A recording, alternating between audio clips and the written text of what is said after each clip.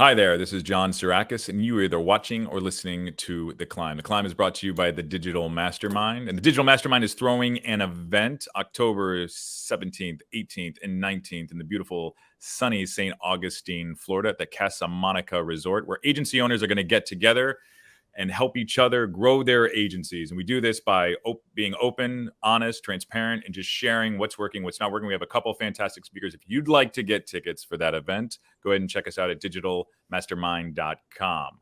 All right. Today, I'd like to talk about sensitivity, but not sensitivity in the sense that you're probably thinking, because in an environment where we can't say the things that are necessary, things are going to get murky, things are going to get cloudy, and things are just not going to work how they should. So I think a replacement that people can use for that sensitivity when they're just kind of walking on eggshells, trying to protect everyone, not saying what they really mean, and not really getting anywhere in a quick way for that matter, is authenticity. And if you have authenticity, you can really get to the point, whether it's in sales, whether it's working with your employees, hell, even your family members and friends. You can really share what's happening in a genuine way. You're going to get to somewhere a lot quicker. People are going to respect you, and you're going to also be speaking from a place of integrity because it's true. Now, with that, that is one of the most important things in sales. And that's what I would like to say about our guest, Gary Barker, who I've known for quite some time. He runs a company that we've worked with for quite a while. And he's one of the top salesmen that I've ever had the chance to speak with. So before we get into all that in that interview, Dave, why don't you come out here? Hey, how's it going? It's going well. So what are some of your most memorable moments of authenticity, or maybe even some that you shared with people and it had an impact on them? Well, that's a tough question. I mean, in business, I've always been really upfront with how healthy the company is, and putting the numbers in front of people and saying, "Look, we're healthy." That's my most authentic. Because to me, and I'm sure people that are fans of the show know, I'm not the most emotionally connected person. I'm very by the numbers and logic. And so to me, that's being my most authentic, is just saying, "Look, this is the data. Here's the data. You look at it, and let's talk about it." Well, I think it's a great point, right? So, yeah, you're not masking your authentic self, not trying to be overly sensitive, which I think creates this disingenuousness, which is a separate. I remember when I was a kid, my parents would say something to me. They would say, be yourself or be by yourself. That's a good point.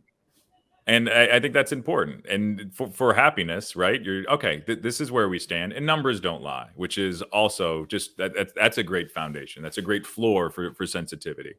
But I think in all interactions where I wasn't being authentic, they blow up in my face.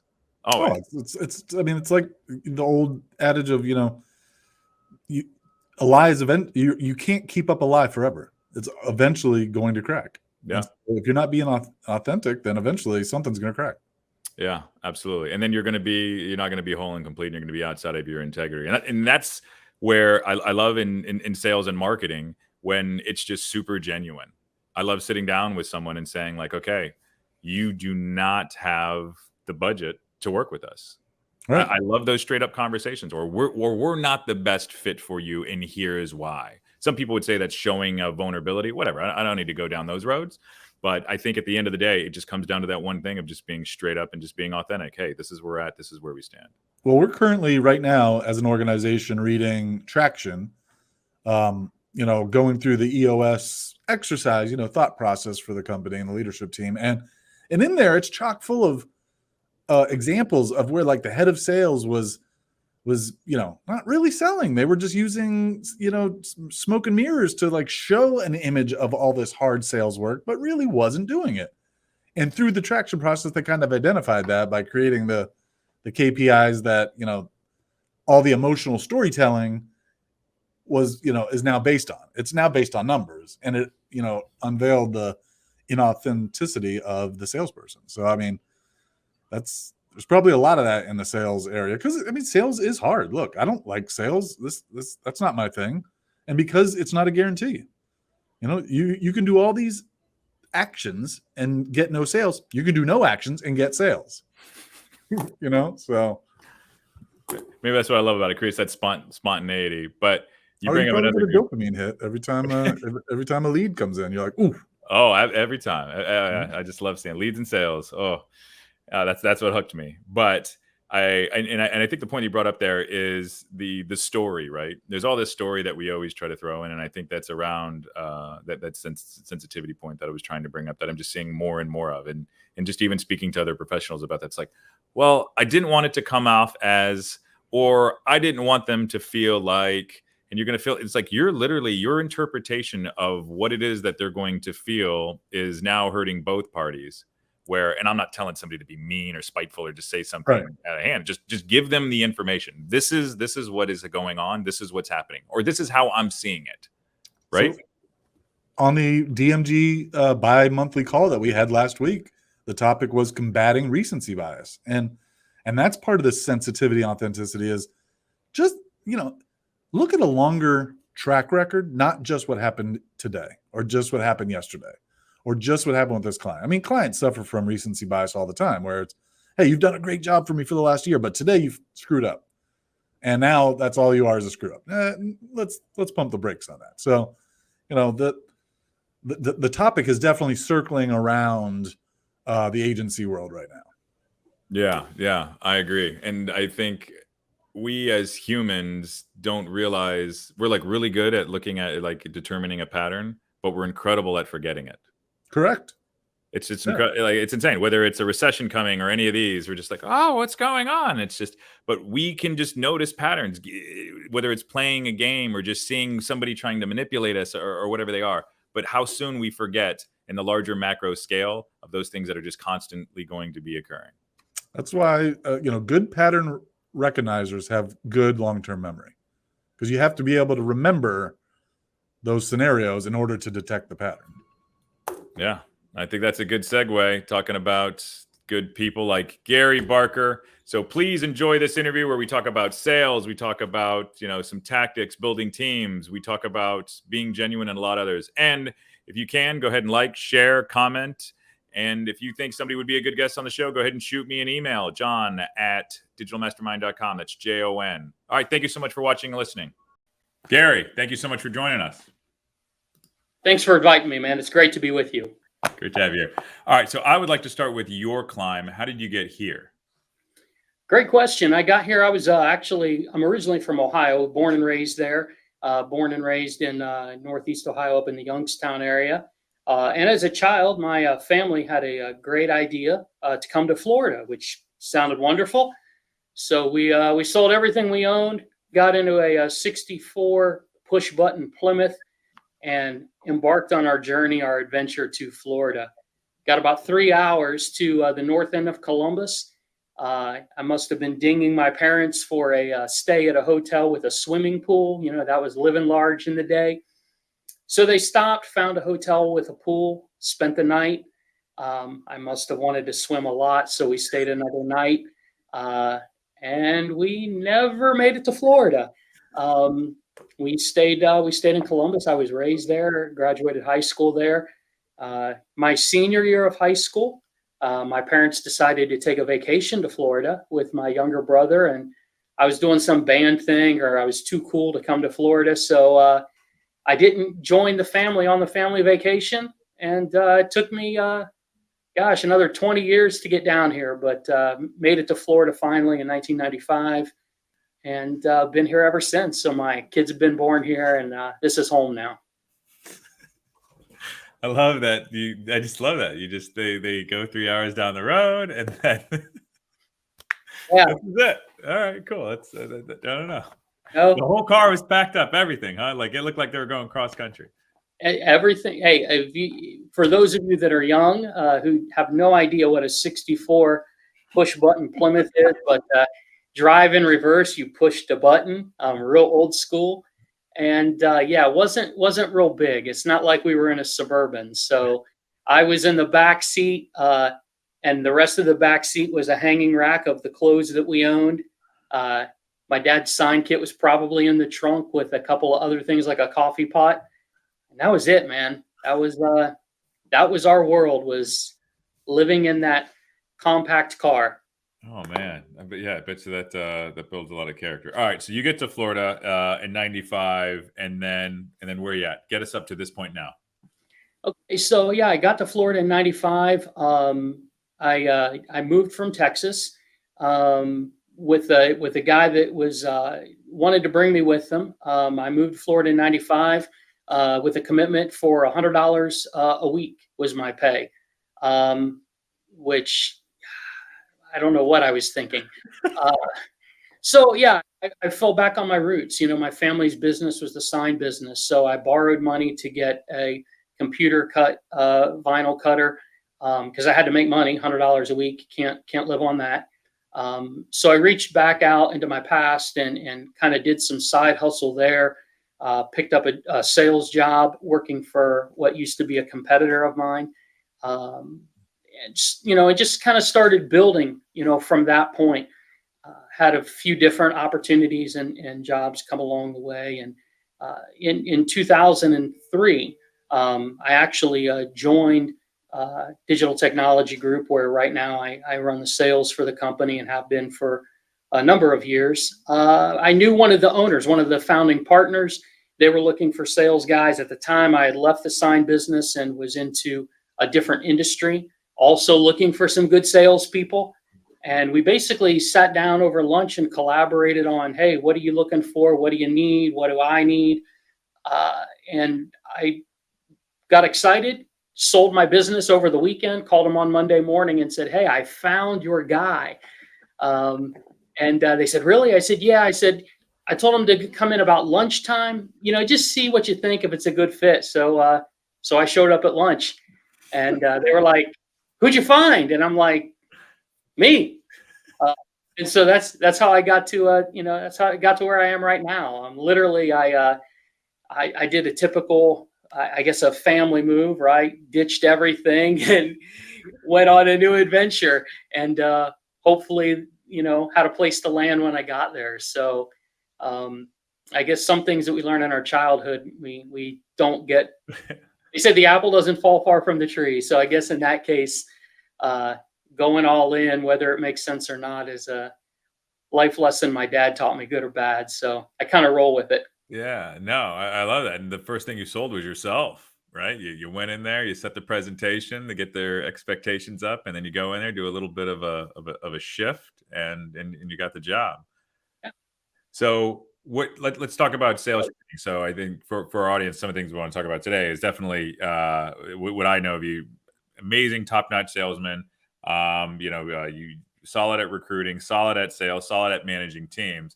But before we get into some of those things, what have you seen shift since your career in sales, right? Because you were in a 64 Plymouth at one point. You've seen your dad sell. Like, kind of walk through that history. Like, where has it changed, and like based on where we're at today?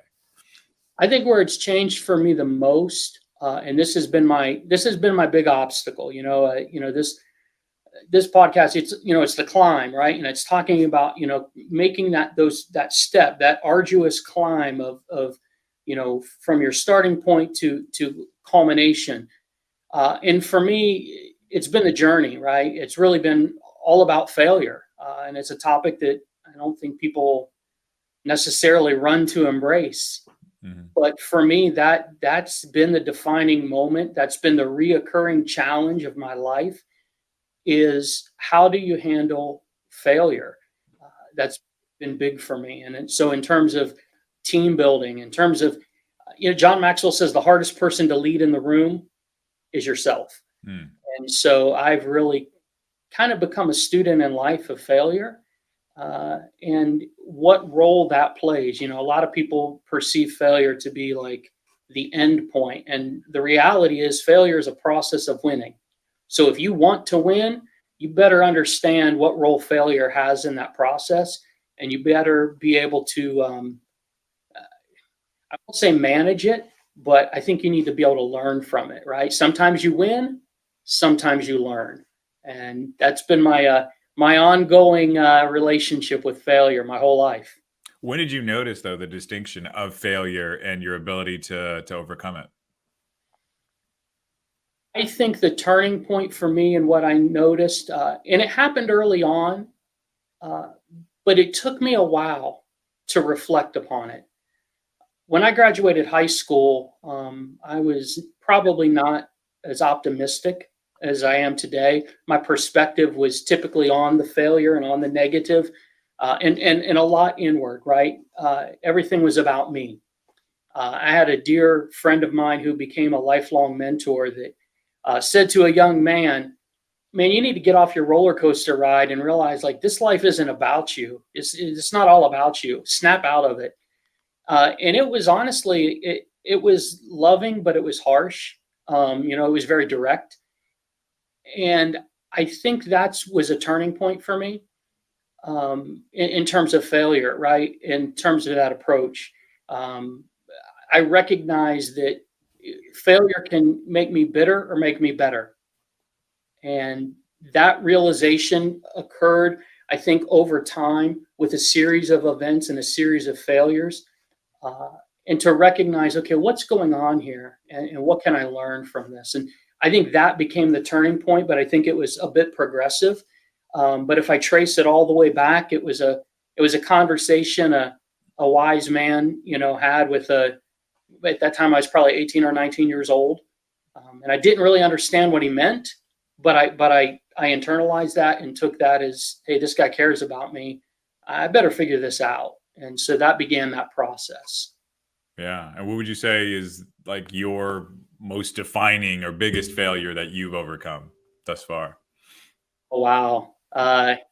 There's a difference between transparency and vulnerability, right? And I think in leadership, you learn that. Transparency is what am I willing to share with you that I'm okay with you knowing?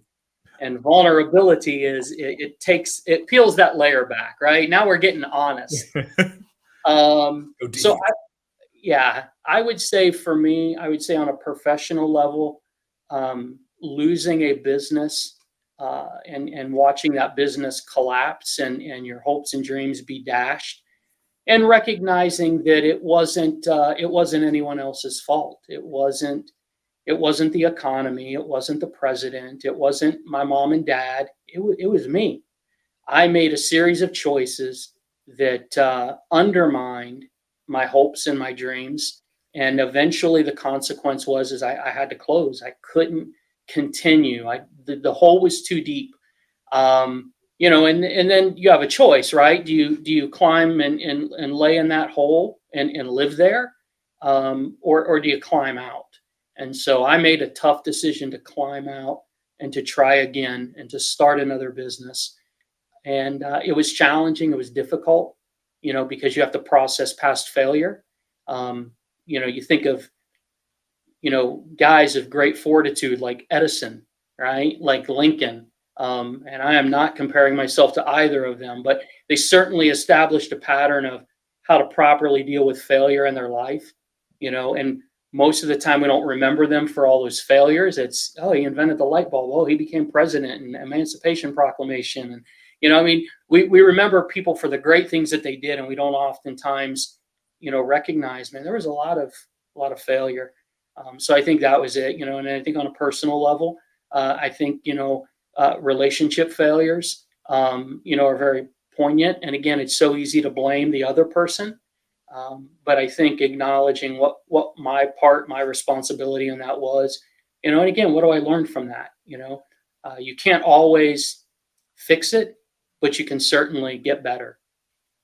And, and I think you bring up a great point mentioning Lincoln and Edison and just a lot of people where it's like that superpower of just dealing with just life and those failures and going into another situation and then not wearing that on your sleeve and just making sure that you can push through. So going into your next business, one fails, you go into the next. How do you deal with that in a sales situation with that failure? Is it compartmentalizing? Like, can you talk about that where it's just like, okay, on to the next one? Like, what is your process? I think you have to understand big picture. Early on in my sales career, I talked to somebody who was, pretty successful, and I was kind of wanting that magic formula, right? Tell me the three things I need to go do right now to become successful. And we live right now in a world that thrives on that. Oh, Just give me the quick three, give me the Cliff Notes version of success, and I'll go do that, and I'll be great. And he told me, very wise, very simple, but he said, the best time to make a sale is when you don't need to. Hmm. You don't care about it when it's not desperate. And so that really helped me, not to focus on my past, but to drive looking through the front windshield and not the rear view mirror, and to see the opportunity and to see what lied ahead. Certainly learn from my past, right? I don't want to repeat the same mistakes, but you have to be able to identify that, it has a place. It's a part of my story, right? My failure is absolutely a huge, if not one of the primary reasons why I'm where I'm at today. It's because of all of that. So I'm not ashamed of it. But early on, that was difficult as I've learned to grow and learn to process that properly. And so now when I go into uh, situations, I truly want win-win. I want it to be good for me, but I also want it to be good for the person that I'm serving. And I approach it that way, as a service. And my services, my goods might not be a good fit for everybody, and that's okay. That's okay. Better for us to walk away part as friends and maybe refer opportunities to one another in the future than to soil that relationship you know, trying to win even at their expense. And that's a bad recipe. Yeah, I think too few salespeople realize that, where they're just okay. It's not going to be a good fit. How do you turn down or shut somebody down when you really know it's not going to work out the best, even though that they're trying to work with you? Sure. I think it begins in the beginning. I think you have to have a proper expectation. We I don't want to say too many cliches, but right, they say don't count your chickens before they hatch. And Yeah. sometimes in the sales process, we shortchange the discovery. We shortchange that courting. Just like when you're dating somebody, right? You're not convinced that that's the person that you like want to marry and do this crazy life with. You're just dating them. And so sometimes in that process, everybody gets prettied up. You want to put your best foot forward, and you kind of begin with the end in mind, and you envision what would it be like to work with this person. But you really got to commit to that discovery process. And in that process, you're going to figure out pretty quick if you're a good fit or not. And you have to be willing to do what's best. And what's best is find things that you're really good at, and find people that have a legitimate, real need for those things. And that's where you can have some great alignment and synergy and big success, right? You don't have to win every game. You just got to win the right ones. Yeah. Now, how do you recruit? How do you recruit salespeople? Used to be quick. It used to be. I'll clean it up, but the old school way was hire in masses, train in classes, and you know, uh, and we think, oh, that's a great idea. I'm a bit more intentional now. I really try and determine, okay, what's the real need? Am I looking for a farmer? Because we need farmers in the sales world. Mhm. We need people who love the management of the relationship. But you also need hunters. You need people who are aggressive, and they're looking, for that next adventure, that next opportunity. And we need both. We need both. And so determine what your needs are, right? What your strengths are. I'm very big on disc profile Mm. and coaching. It's not a personality test, right? It's behavior assessment, but learning, what are my needs? What do I need in my organization? Where are deficiencies, perhaps? And what are we trying to do for our customers? And that really shapes the kind of person that you're looking for, the types of experiences they have. And then I have non-negotiables, right? You have to be a person of integrity.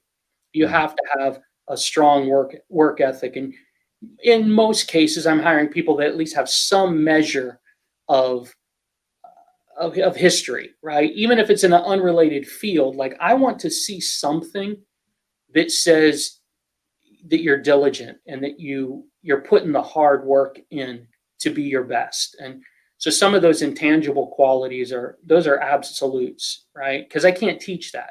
I can't teach integrity. Mhm. I can model it. I can discipline when it's not being displayed properly, but that's kind of an internal thing. You either want to be a person of integrity or not, and if not, you're not a fit. So um, I kind of look to disqualify as many people as I can, Mm. and not to be mean toward them and not to overlook them. But my time is shorter today than it used to be, so it's important that you get right to it and you figure out what do we need to advance and who could best help me do that, and then those are the people you need to focus on.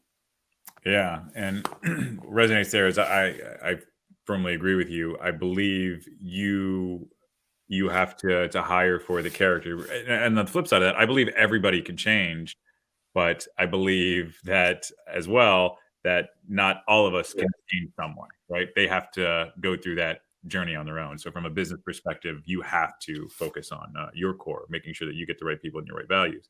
So with those people, how do you get the most from them from a sales perspective? I think you just touched on it, right? Everyone can change, and that's important. And I think when you're John Maxwell says, if you think you're a leader, look over your shoulder, and if nobody's following you, you're just taking a walk. And so I think you have to look over your shoulder and you have to model it. I spent the last 8 months very focused on my health, and dropped some weight. And I did that for two reasons. Number one, I did it because I wanted to be healthier. I'm getting older, and that's important. My wife reminds me often of that. But the other thing is I wanted to be authentic. I want to have integrity. It's hard for me to lead people and say, hey, listen to me, follow me, let me help advise you, let me show you how to approach your day in a more disciplined fashion. And then they look at me and go, man, there's a disconnect. Like, I hear what you say, I like what you say, but there's this glaring flaw that I'm looking at, right? You don't take care of yourself. Mm. And you can be healthy and not be a gym rat. No disrespect to gym rats, but so I think you lead by example, and I think you lead with authenticity, and I think people respond to that because at the end of the day, man, to some extent, we're all broken, right? We're on this, we're all in the same storm, but not in the same boat. And so I think you lead and you help people navigate sometimes the rough waters, but you have to have been through some rough waters yourself to lead. Yeah, for sure. And then as far as like sales plans, like what does that look like? How do you just give one to your team? Do they give you one? Like what is your perspective on that? So as a leader, I think you need to know what's next. You need to know what your objectives are, right? Am I building a lifestyle business? Am I building a scalable business? What am I trying to do? What are my rocks this year? What are my quarterly rocks? I think you have to define that. And I think that has to be something that you just need to own, and you need to work through that process. I think as you work through that process, all team players, right, they're contributors, but they don't all play the same position and they all don't have the same skill set. So that's when you start having some open discussion and recognize, okay, who's on my team? What are their strengths? And then I ask, this is where we're going as a company. This is the direction we're moving. These are the objectives that we absolutely will attain and reach. And then I need you to evaluate what part of that are you going to own? What part of that are you going to help drive and move forward? And it's really different for every person in my organization, but ultimately the sum of all of that is what moves the organization forward. You can give quotas. I mean, you can absolutely draw a line in the sand and say, do this or else. And fear can be a motivator for people, but I think it's short-lived. I think if you want results, they have to understand your vision and your mission and your core values and how we operate. And they have to understand what part do they play in it. And that will help define that day to day, right? So transactionally, like what are they doing, right, in terms of sales and and numbers and closing.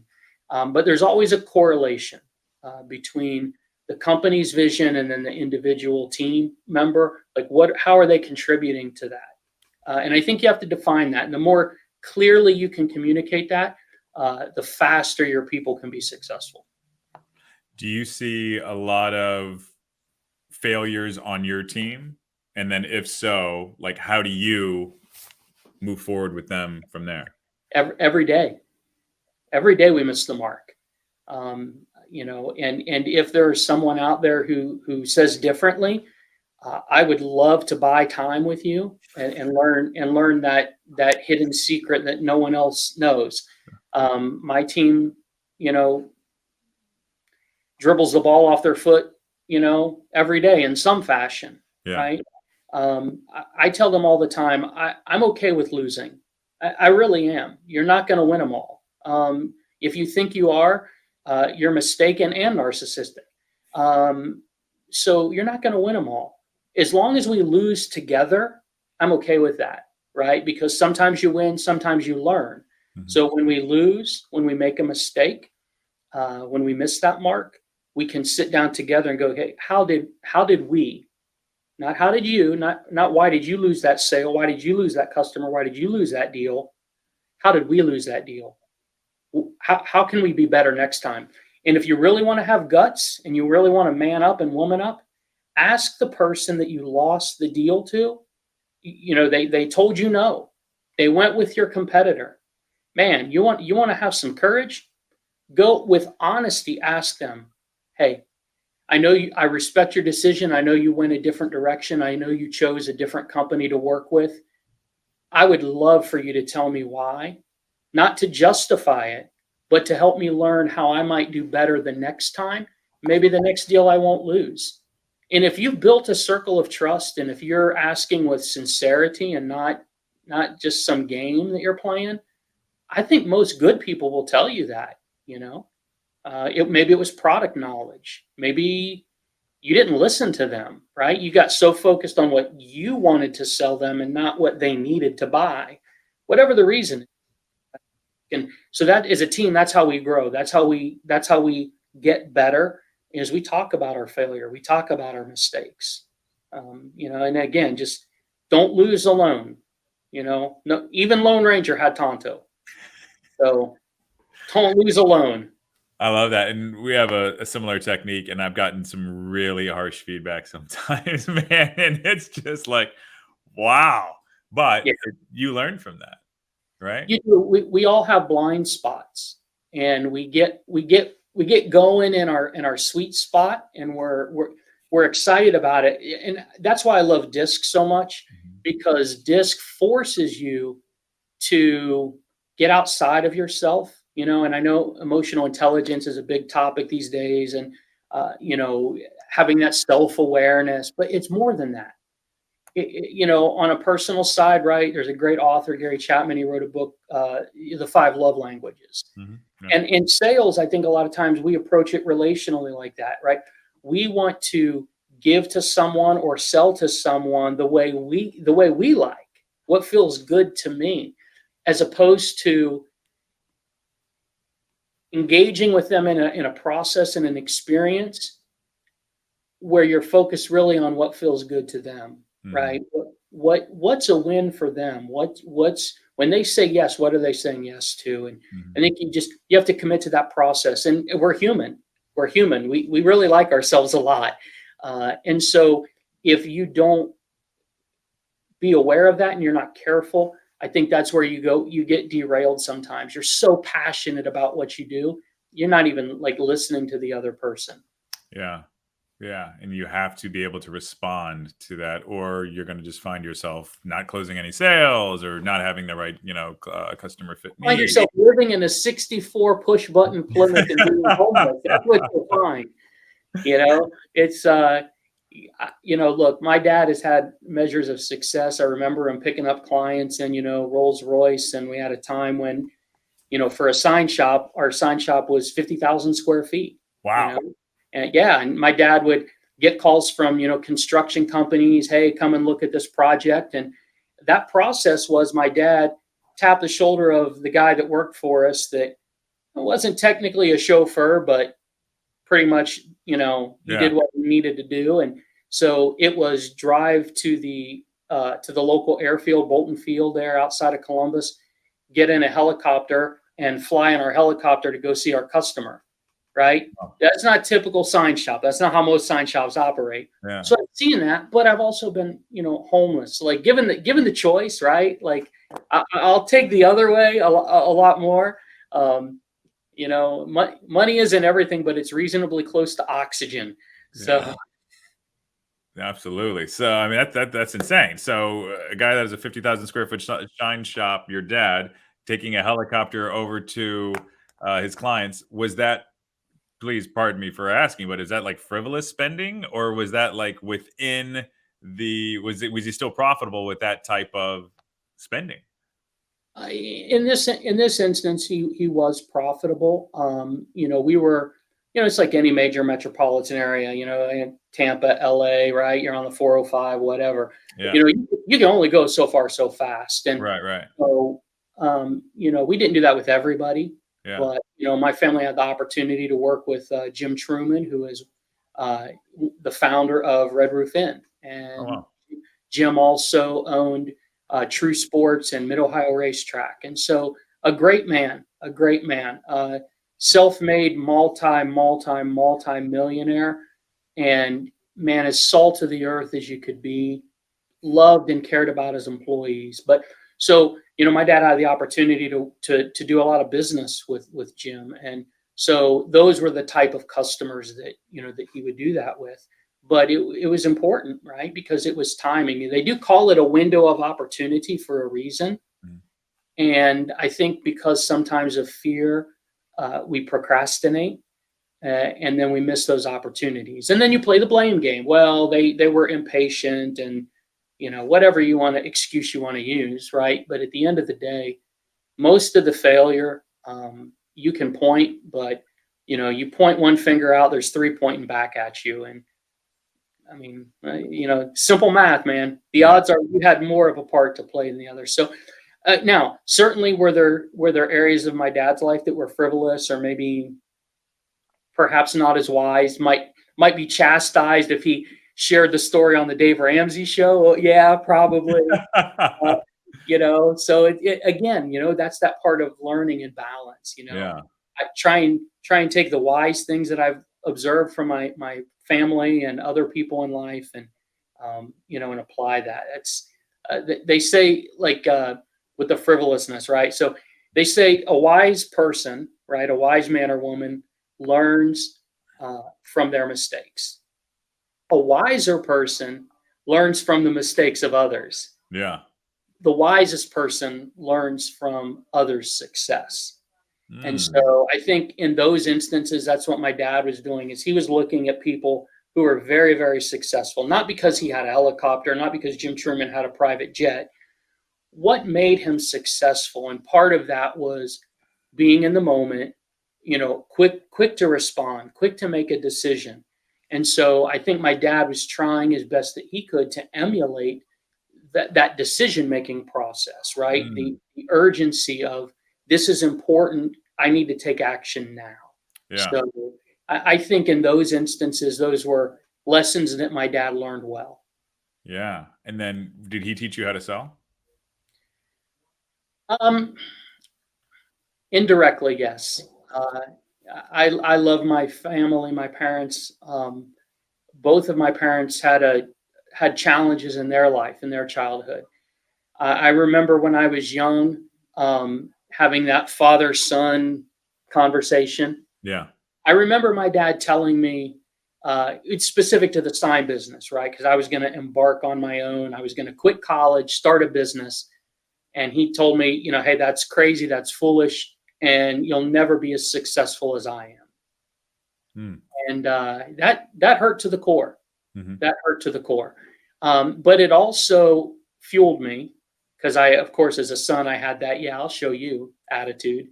And And it was funny, later in life, my father actually worked for me. I employed him for the last 11 years before he just recently retired. And I loved it. I loved it. It wasn't a ha ha, I showed you. Um, but it was the fact that my dad could be close to me Yeah. and all the things that he taught me, um, in good ways and bad ways, right? I was able to share those life lessons and those successes with him, and that meant a lot. Still does to this day. So indirectly, yes, my father taught me a lot about sales. Um, Sometimes it was through observation, and sometimes it was through rebellion. But again, sometimes you learn. So Yeah, no, and I noticed that with a lot of people, especially with whether their parents were in advertising or their parents were in broadcasting. It's just it's there. You've seen it happen. You know the realities of it. You know the ups and downs. So that's where I was yeah, wondering. Sounds like your dad's probably an amazing salesman too. And then he you're seeing some of these things. So it's just like, okay, so you just naturally adapted because as a child you saw it. So it's almost like that could be your foundation, and then you're only building on top of it.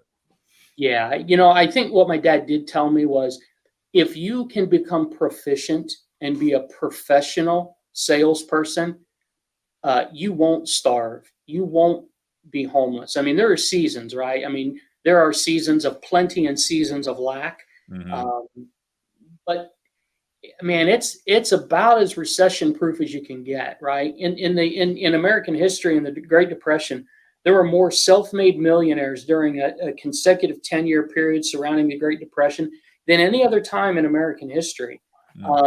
So it's man, I think it's one of the oldest professions on the planet, and I think if done with integrity and intentionality, you'll do just fine.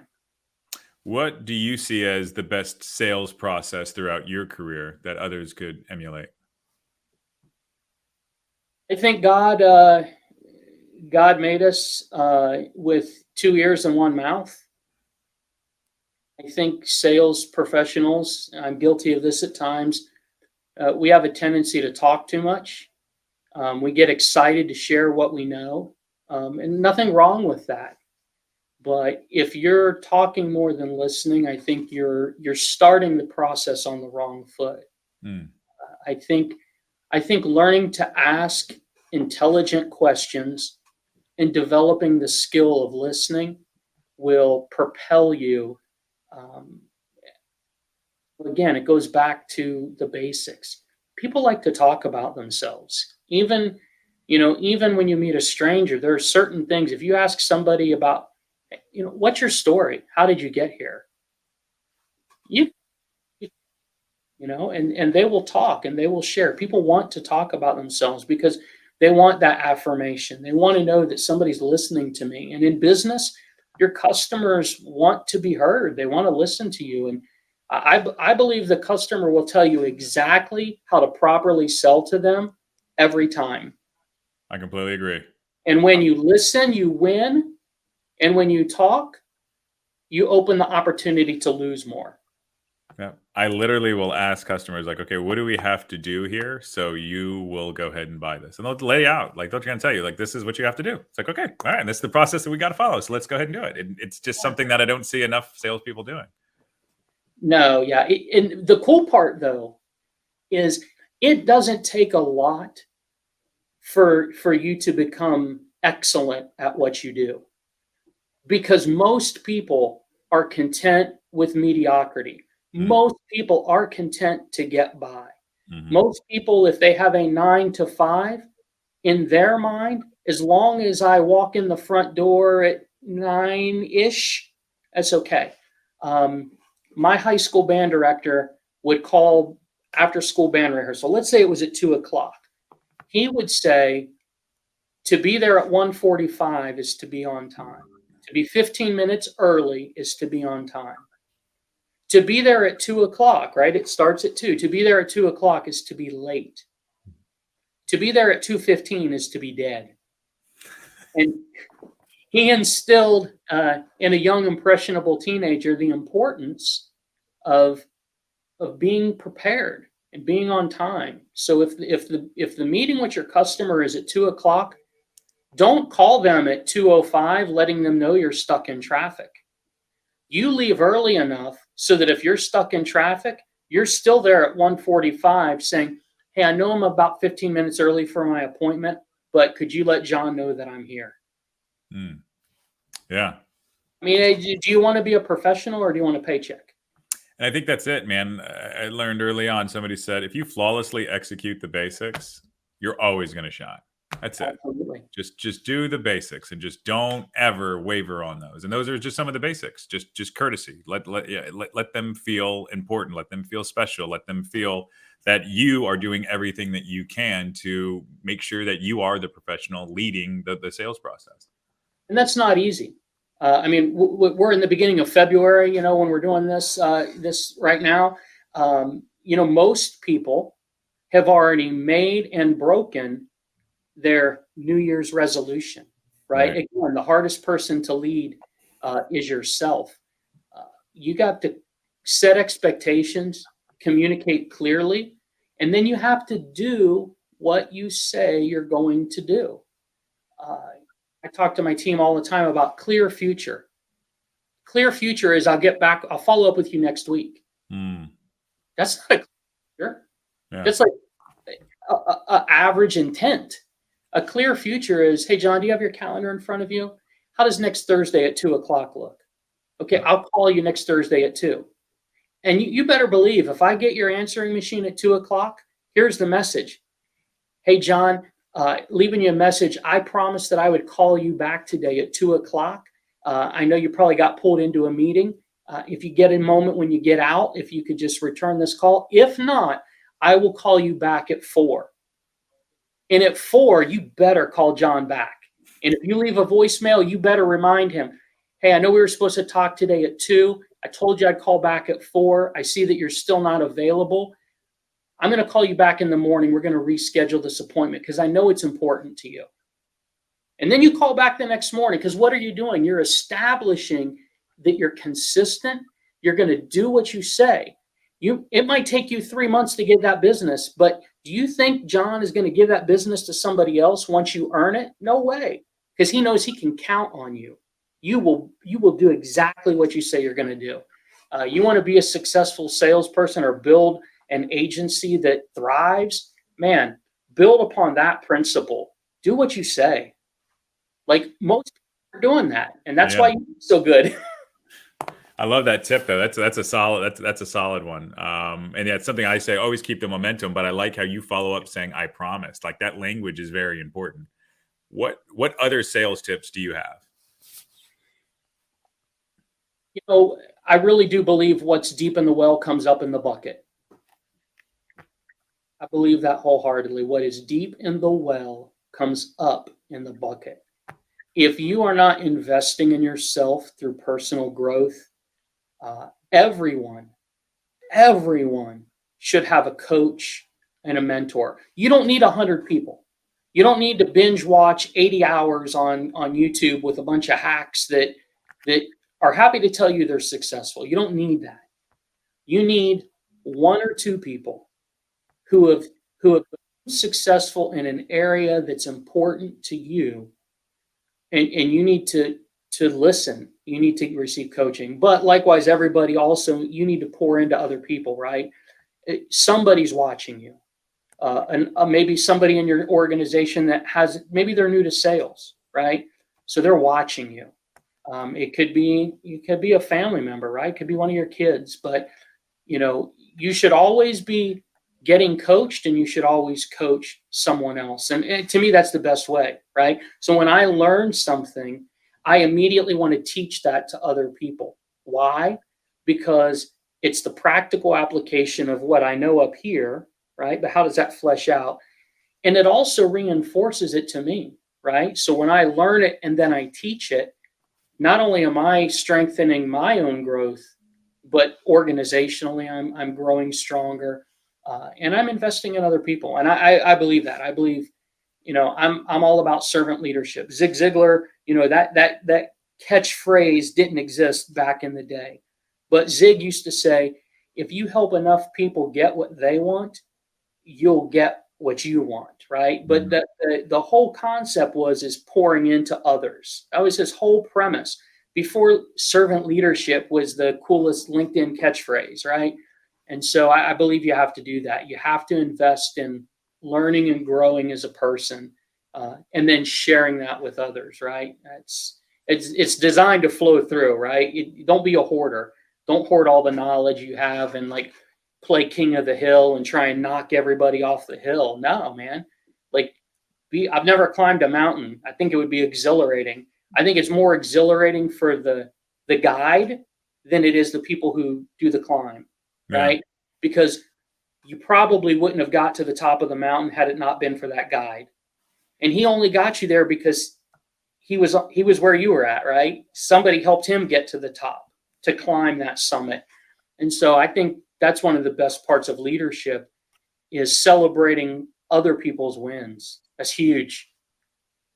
How do you, or what would you recommend to others to find mentors and people that can help them along their way? There's a lot of places. Sometimes you can find someone within your company or within your field, your industry, that's readily available. Sometimes it's without. It's funny. It's full circle. 30 years ago, I was in a different line of work, and I got these cassette tapes, and they were leadership tapes, and I would listen to them when I was young, right? I think everybody, like, if you've never been to an Amway meeting, like, shame on you. You should go just so you can check the box and say you've been. I don't know, man. That's a big ask. But but here's the thing.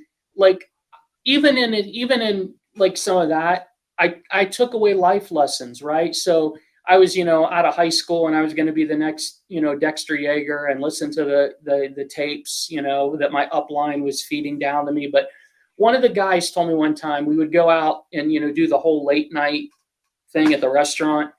But he told me, he said, eat cheap, tip high. I was like, wow. He's like, yeah, if you're scraping pennies and you only got $10, don't go in and order a $9.25 hamburger and leave a quarter on the table. Go in and order a side of fries and a soda and leave $5 on the table. And I was like, wow, it's just as a principle of putting others first. And I think that's huge. So, when you're trying to look for a mentor, look for somebody who's teaching you the right things, right? Folks, it's easy to make money. It's easy to make money.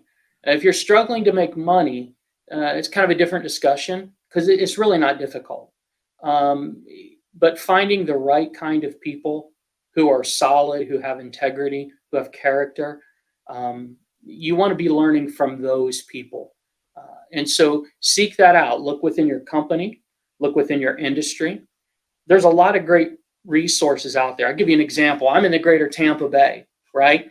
And I'll do a plug.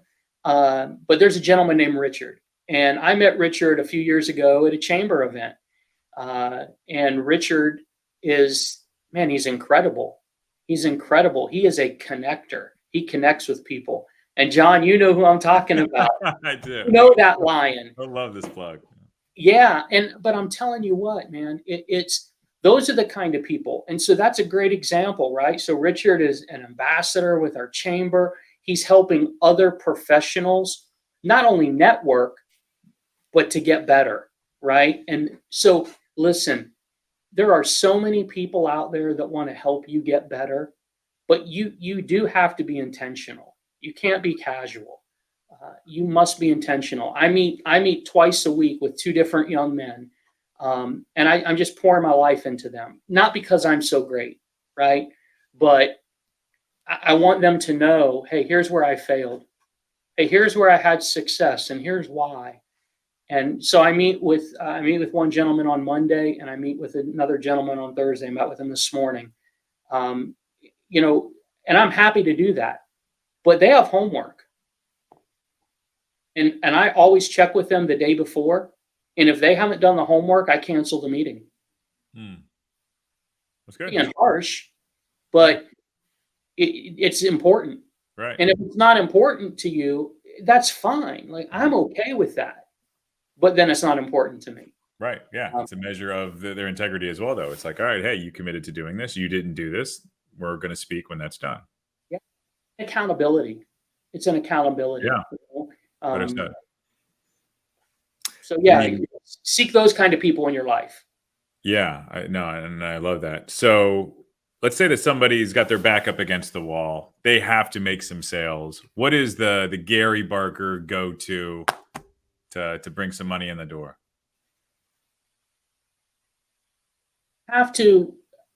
Activity can never be replaced, right? So when I talk to friends that are in the entertainment business, you can practice.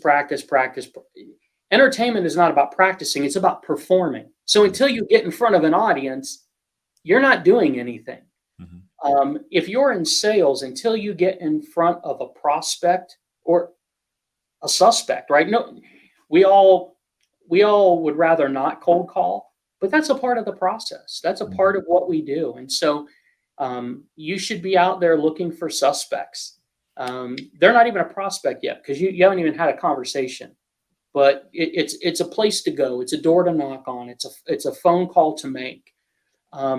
You need to fall in love with activity, meaningful activity.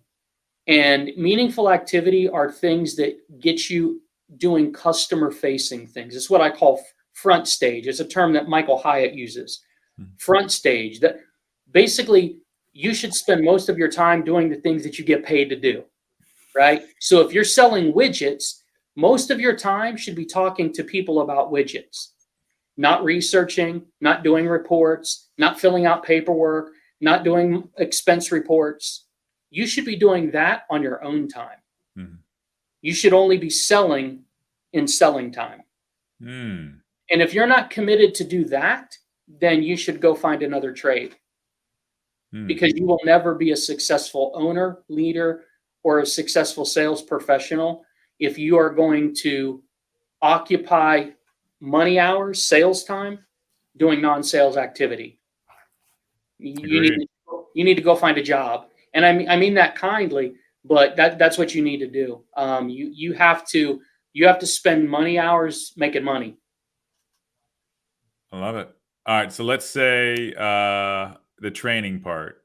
Yeah. One last question. It's like, where do you recommend get sales training? Is it just read books? Is it hire somebody? Well, man, that's a wide open question. So the first thing I would say is look within the organization that you work within and leverage every possible resource and asset that you can, right? Block time with people in your organization. Do what I do. And again, not money hours. If someone in my organization wants to talk about advancing, getting training, that's fine, but we don't do that 9 to 5, if you will, right? I get up at 5:30 every day. I'm happy to meet you early morning for a cup of coffee, and because your day doesn't start at 9. Your day starts when you wake up and lift your head off the pillow. That's when your day starts. Mm-hmm. And so I'll meet you early. So leverage where you're at. The second thing I would say is a good book. I can name off a couple of books that everybody should read. There are books that I reread and then reread and reread. Super, super important. It becomes a tool, right? It's continuing education for life, and it's inexpensive. If you're not a reader, if you're dyslexic, if you just struggled in school, man, that's not an excuse. We live in a world of technology. Spend $14.95 a month and get an Audible subscription, and then ask people who are successful, hey, what book are you reading? And then go on Audible and download it for a credit and listen to the book and take notes and apply. Because that's the other thing. We don't need any more smart people. Don't. Like, we live in a world of information. If you want to know how to do something, you can Google it. Right? We don't need more head knowledge. We need that. We need the real world application of the knowledge that you have, right? So reading a book gives you information. Asking a coworker or your boss or, a trainer in your company to give you information, that's what they're doing, right? They're transferring information and giving you knowledge. What you do with that knowledge, that's where the success comes in. So do that. Look at outside organizations, join the chamber, rub shoulders with other successful people, right? They have programs where they take young people that are early in their career and help give them direction to help let them take who they are and the skill sets that they have, but refine them and then give them a way to execute on that, right? And then get feedback and learn and get better. So do that. And then ultimately, just being honest, right? I believe in having a coach, right? So I've listened to John Maxwell and read his books, since probably the mid 80s was the first John Maxwell thing I ever picked up. And I'm at the stage of my life where I've, had a measure of success, and I'm content with where I live, but I'm also discontent because I can't take any of this knowledge with me. I can't, right? So for me, it's like halftime and I'm really evaluating, okay, how can I pour into others? What can I do? And so that led me to, go through the certification process and become a part of John Maxwell's team so that I could offer, coaching and training and different opportunities to help people improve. So there's lots of people out there like me that offer those types of services as well. But, start where you're at with the people you work with, the people that the resources that are readily available, low-hanging fruit, get into some good books, good material. Be careful. Just because somebody says, hey, this is a great book doesn't mean you should read it. Do some research, figure it out, make sure it's consistent with your values, and then pursue that. But yeah, man, everybody needs to have a coach. Like everybody. Dude, like Tom Brady just retired here in Tampa Bay, right? But Tom Brady has coaches. He has strength and conditioning coaches. He has a quarterback coach, right? I mean, Bruce Arians, he's kind of known to be the ideal coach for a quarterback, right? Tony Dungy was ideal coach for the defensive guys, for Rondé Barber and Sapp and two great Bucks coaches there. What's that? Two great Bucks coaches, man. I've been Yeah. So find a coach. Man. Find a coach. All right. And listen to things like this, like The Climb. I love it. Nothing like a good plug. Well, no, there's all kinds of information out there. This podcast is designed to, and man, it's not designed to give you A to Z, soup to nuts. It's designed to give you a nugget or a truth, a principle that you can go apply, not listen to cute stories. What's the takeaway? Take one thing away from every broadcast that you listen to and say, okay, here's what they said. Okay, here's my observations. Okay, here's how I'm going to apply that. And then go practice it, right? Go put it into practice. If you do that, this tool and resource will transform your career. But you have to. What would you say is one thing you'd hope somebody, based on listening to this podcast today, walks away with? Just one thing. I'm going to use Les Brown's phrase. If you can look up, you can get up. Do not allow your past failure to become a prison that holds you. Don't do it. Look, guys, we all have failures. We have business failures. We have character flaws and failures. Some people struggle with addictions. You've messed up, relationships, whatever it is, right? It's failure is never final unless you say it is, right? If you're not happy with the results that you're getting right now, change something. Do something different. How about that? If you're sabotaging your career because you're struggling with addiction, dude, go get help. Go get help. Don't allow failure to define you. That would be my big thing. I have failed at so many things in life. Not happy about it. I'd rather not talk about that all the time because that can be depressing. For sure. But at the same point, that's the reality. Like we all struggle. We all fail at times. And it's what you do with that and what the process looks like for you that means all the difference. So Guys, if you're in sales, if you're building an agency, you're going to lose a good employee. You're going to lose a good customer. You're going to lose the opportunity where you couldn't close the deal. Some will, some won't. So what?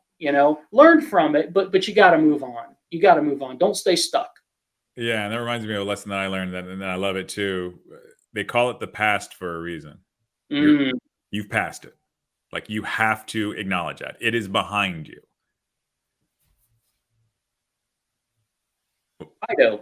Fido? Yeah, drive on. I like that. All right. Trains don't stop for barking dogs. Yeah. All right. So is there anything that we haven't covered today that the world should know? Oh my goodness. What a mantle is that? You know what? You have greatness within inside of you. I really do believe that. And I believe that failure will either stop you dead in your tracks or be the fuel to move you to the next success, right? And man, I hope you hear that. I hope that resonates. And don't be stuck. Don't be stuck. You're not weird. You're not unique. Don't be prideful. Don't think, oh, well, let me tell you how bad I messed up. It's like, this is a one-up contest. This is not, right?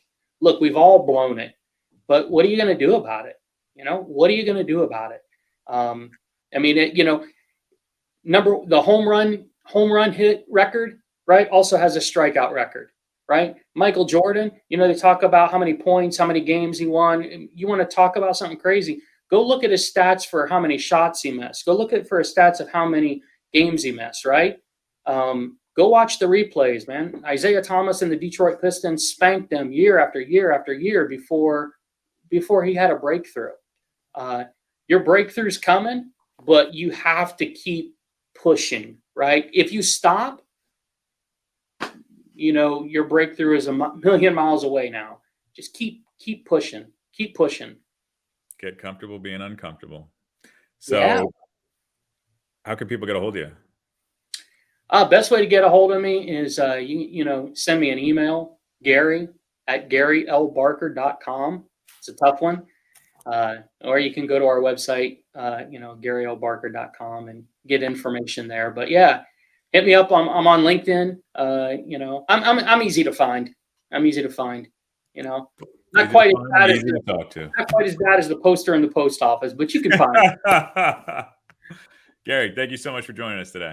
Hey, appreciate it. Thanks for the invite, and appreciate it. Love the work that you do, man. You're an inspiration. Likewise, thanks. Thanks. Hope you enjoyed our episode. Please subscribe and review wherever you can. And if you would like to join the Digital Mastermind, go ahead and shoot me an email at john@digitalmastermind.com or visit us at digitalmastermind.com. We'll see you next time. Thanks. Bye now.